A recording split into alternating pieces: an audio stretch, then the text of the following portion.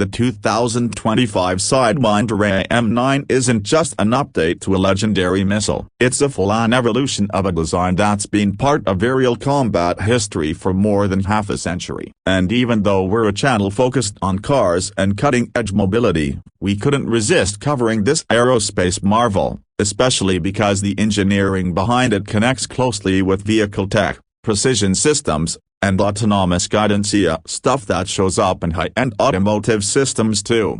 Let's start with a bit of context. The AIM-9 Sidewinder has been a staple in the air-to-air missile arsenal of the U.S. and Allied forces since the 1950s. What makes it iconic is its infrared homing capability. Essentially, it locks onto the heat signature of enemy aircraft. Early versions were simple and not very selective, but the 2025 update is something completely different. This new generation Sidewinder, designated AIM-9X Block 3, represents a leap in performance. First off, range. Earlier Sidewinders were known for short-range, close combat functionality. The Block 3 massively extends that envelope. While the exact numbers are classified, estimates suggest it can engage targets over 60% farther out than previous versions. That changes its role from a strictly dogfight weapon to something more versatile. Imagine being able to reach beyond visual range with an air-guided weapon.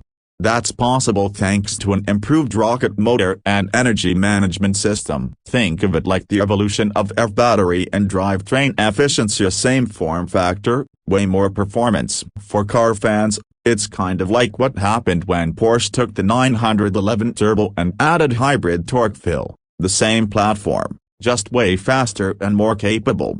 Then there's the seeker or the eye of the missile. It's now a 5th-gen infrared focal plane array that's cooled and extremely sensitive. What does that mean? The missile can not only see further, but it can also distinguish targets better. It doesn't just lock onto the biggest heat blob. It can filter, select, and stay on a specific aircraft even in complex environments, where flares or countermeasures are deployed. This is where the software side becomes critical. The 2025 Sidewinder features upgraded onboard processing and algorithms. It's not high in the sense we talk about it with self-driving cars, but it's moving in that direction. Adaptive logic, sensor fusion, and real-time path correction. It's more like an autonomous drone in a compact missile body, calculating flight paths and target movement on the fly. It's reactive, smart, and lethal. One of the most significant features, though, is lock-on after-launch capability. This allows the missile to be fired without having a hard lock on the target beforehand.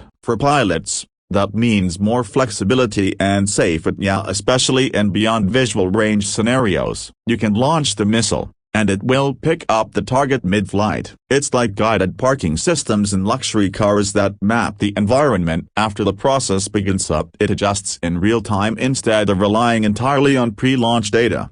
Now, let's talk maneuverability. This new Sidewinder is insanely agile. The thrust vectoring system gives it the ability to make extreme turns. We're talking upwards of 60 Gs in lateral acceleration. To put that in perspective, even performance cars like the Rimac Nevera or Bugatti Chiron can't go beyond 1.5 Gs in turns. This missile's control surfaces and vectoring nozzles let it chase down even the most evasive aircraft. From a tech point of view, it's a triumph of materials science, control algorithms, and lightweight design. The missile also gets data link capability. That means it can communicate with the launching aircraft or with other platforms mid-flight. This makes it part of a networked warfare system, more like a node in a mesh of sensors and weapons. And again, this is where it overlaps with automotive trends. Modern cars increasingly work in networks of V2V, V2I. Even satellite-linked updates. The Sidewinder is becoming part of that same digital ecosystem. Let's not forget the size factor. Despite all these upgrades,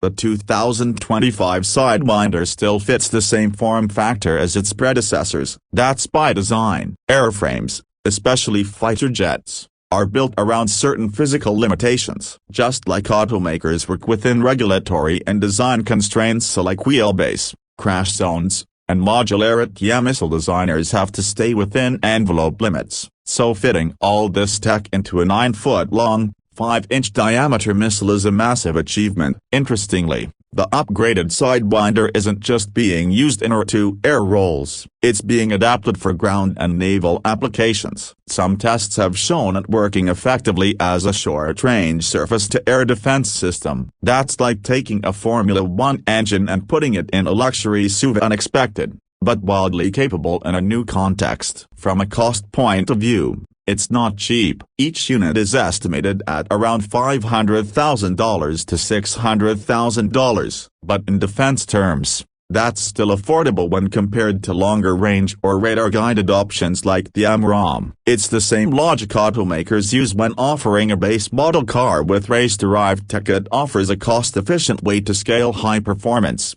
So why should car and tech fans care about the missile? Because this is engineering convergence. The systems used in the 2025 Sidewinder precision sensors, autonomous guidance, energy-efficient propulsion are the same ones influencing automotive tech. Self-driving algorithms, adaptive cruise control, electric drivetrains, and even predictive safety features all borrow from aerospace R&D. The two worlds are more intertwined than ever.